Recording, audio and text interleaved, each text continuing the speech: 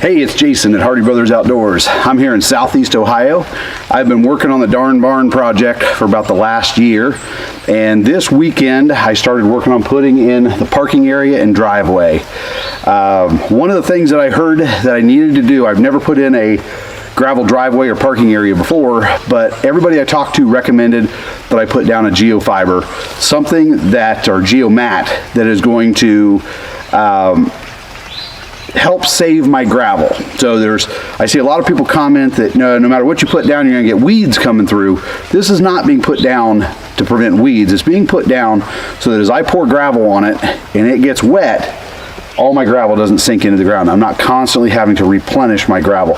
And the people that I've talked to have said when they put this down, their gravel has stayed put and it's worked really well. So a couple of the questions I had when I ordered it. These are 8-foot wide rolls approximately. I was expecting 8-foot long tubes. I was expecting this stuff to be heavy. I really wasn't sure what I was going to get, whether I needed my trailer to transport, how I was going to transport. So I thought I would share, how it shows up. This is the box. I would say, I don't know, this was probably right around 4 feet tall. It is labeled heavy, but it probably doesn't weigh 50 pounds. It's not that heavy. When you open up the box, inside of the box is going to be your mat, and your mat will be inside of a plastic bag, and your mat is folded in half. So this is a partial roll that it's what's left of one of the rolls that I got and that I've been using. But when you open it up, you unfold it. I was able to throw it on the ground, get it started, a couple kicks, and it rolls right out. It is folded in half. As I look at this, now I'm looking at it saying it's probably 6 foot wide. It unfolds into a 12-foot section. So I rolled this out myself. I put 2 sections down that were probably 60 by 12 feet wide, and I had it done in less than an hour. I was wondering if I would need to pin it down or do something to make sure it didn't move around. I was concerned about pinning it down because I didn't want to have anything in the driveway that might come back up later and poke a tire or something. So I laid it out by myself. Had it been a windy day, probably would have been nice to have some help. The truck showed up, and he was able to back his dump truck in right over top of it. The fabric never moved.